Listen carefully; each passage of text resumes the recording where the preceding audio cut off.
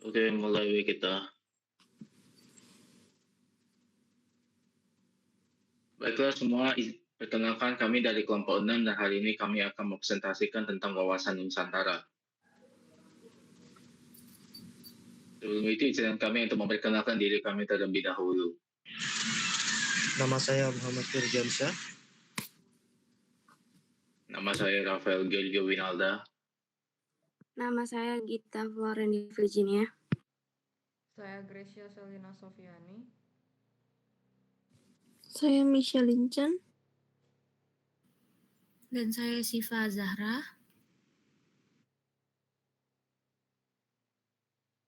Pertama-tama itu adalah tentang wawasan Nusantara itu sendiri.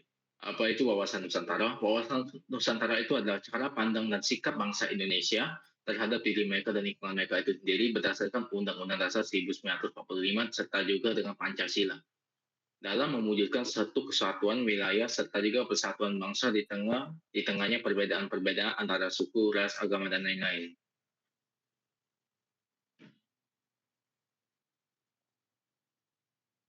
Selanjutnya tujuan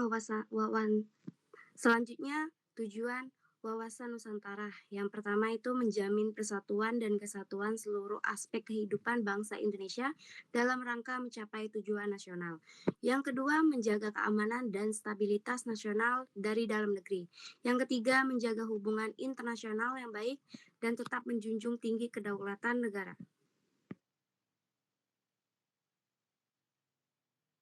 Berikutnya itu adalah urgensi wawasan Nusantara. Apa saja urgensi wawasan Nusantara itu ada 3. Yang pertama itu adalah untuk menjamin keutuhan serta juga kedaulatan negara kesatuan Republik Indonesia. Yang kedua itu adalah menumbuhkan rasa nasionalisme serta juga cinta tanah air. Terus yang ketiga itu adalah menjaga persatuan serta juga kesatuan para bangsa-bangsa dan juga rakyat-rakyat Indonesia.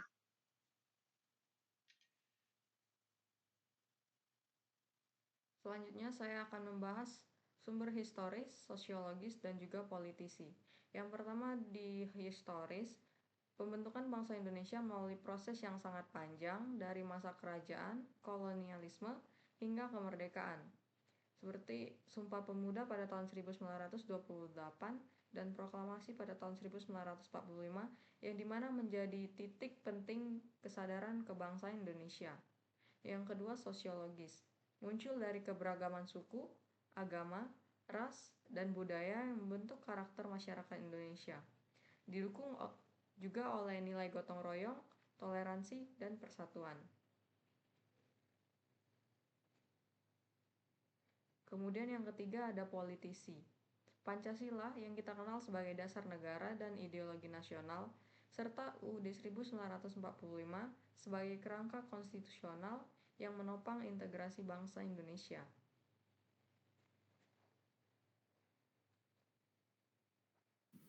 Selanjutnya saya akan menjelaskan secara singkat tentang dinamika dan tantangan wawasan Nusantara. Dimulai dari dinamika, yang pertama ada perubahan sosial politik atau reformasi, globalisasi, demokratisasi, membawa perubahan signifikan dalam sistem politik dan masyarakat Indonesia, memungkinkan lebih banyak partisipasi dan kebebasan. Dan yang kedua, penguatan otonomi daerah dan potensi disintegrasi. Otonomi daerah memberikan kesempatan bagi daerah untuk mengatur urusan sendiri, namun juga berpotensi memicu disintegrasi jika tidak dikelola dengan baik. Dan tantangannya yang pertama itu ada isu separatisme, konflik SARA, kesenjangan pembangunan antar wilayah. Dapat memicu ketidakstabilan dan disintegrasi. Yang kedua ada pengaruh media sosial dan hoax terhadap persatuan bangsa. Media sosial dapat menjadi sarana efektif untuk membangun persatuan, namun juga rentan terhadap penyebaran hoax yang dapat memecah belah bangsa. Dan yang terakhir, ada ancaman terhadap kedaulatan wilayah atau perbatasan dan laut. Perbatasan dan laut menjadi area yang rentan terhadap ancaman kedaulatan wilayah, memerlukan perhatian dan pengelolaan yang efektif untuk menjaga keutuhan wilayah Indonesia.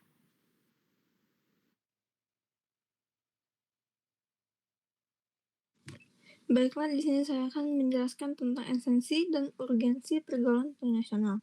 Yang pertama itu adalah esensi, yang merupakan pergaulan antar bangsa untuk menciptakan kerjasama yang saling menguntungkan. Peran Indonesia sebagai bagian dari komunitas global.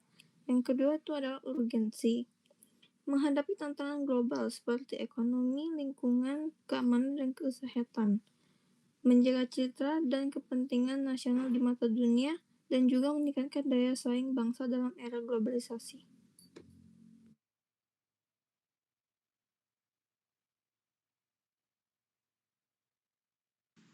Untuk poin selanjutnya, kita akan membahas dasar kepemilikan politik luar negeri Indonesia.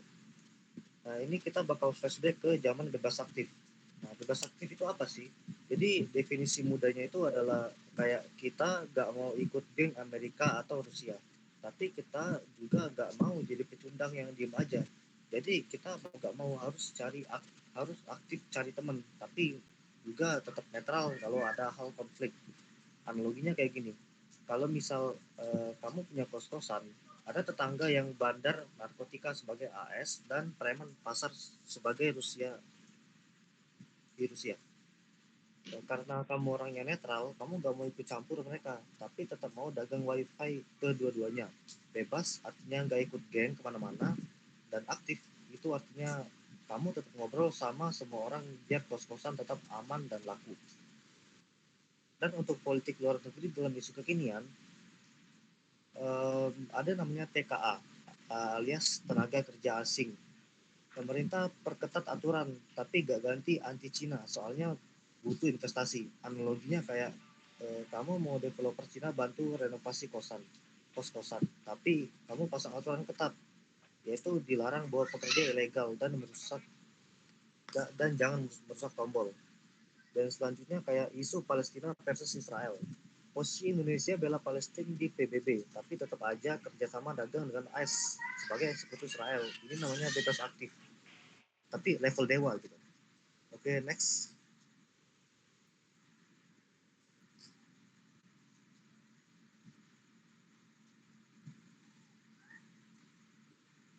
Next slide. Oke. Di sini kita akan membahas tentang dinamika historis politik luar negeri Indonesia. Kita bikin timeline ala flashback biar mudah dicerna. Yang pertama ada era revolusi tahun 1945 sampai 1950-an. Bebas aktif lahir, latar belakang baru selesai dijajah merdeka oleh Belanda, dan diplomasi keras, contoh kayak perjanjian Linggarjati gagal. Akhirnya pakai konferensi Asia Afrika tahun 1955 buat dukungan internasional. Analoginya kayak anak baru masuk kampus, cari teman sebanyak-banyaknya biar nggak dibully oleh senior. Terus Orde Lama, Soekarno ikut gerakan non-aligned movement yang nggak pro Rusia ataupun Amerika, tapi juga konfrontasi sama Malaysia, anggap mereka boneka barat gitu. Relevansi dengan sekarang, Indonesia belajar bahwa konfrontasi rugi sendiri, jadinya ekonomi anjlok. Dan di era reformasi yang sekarang, faktanya dari jadi penonton sampai sekarang aktif di G20, ASEAN sampai krisis Myanmar. Contoh konkretnya itu adalah pembangunan IKN buat tarik investor, tapi tetap kritik Rohingya di PBB dan balance antara ekonomi dan HAM. Selanjutnya ada relevansi kebijakan politik luar negeri hari ini. Yang pertama itu ada ekonomi, kayak Freeport dan TKA Cina. Diplomasi dipakai buat negosiasi bagi hasil tambang dan atur tenaga kerja asing, termasuk seperti ekspor nikel, larangan ekspor biji nikel untuk industri dalam negeri, bikin Uni Eropa ngamuk, tapi kita menang di WTO. Yang kedua ada keamanan.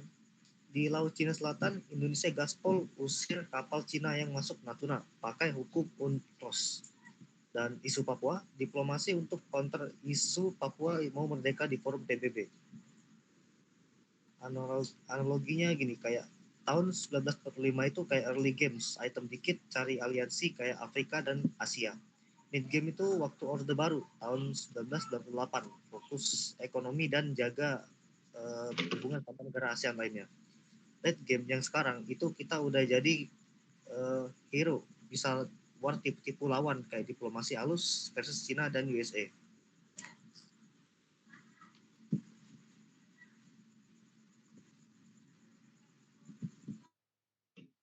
Baiklah, kesimpulan dari presentasi kami pada hari ini itu wawasan Nusantara itu adalah membentuk dasar kesatuan dan bangsa yang sangat kuat, serta juga menjadi landasan dalam menghadapi tantangan global. Melalui politik luar negeri bebas aktif, Indonesia berhasil menjaga kedaulatan dan peran strategisnya di dunia internasional. Yang sebagaimana itu sejalan juga dengan nilai-nilai historis dan identitas nasional oleh bangsa-bangsa Indonesia. Baiklah, itu saja untuk presentasi kami pada hari ini. Mohon maaf jika ada yang salah. Kami pada kelompok 6 sign off. Ya, selesai.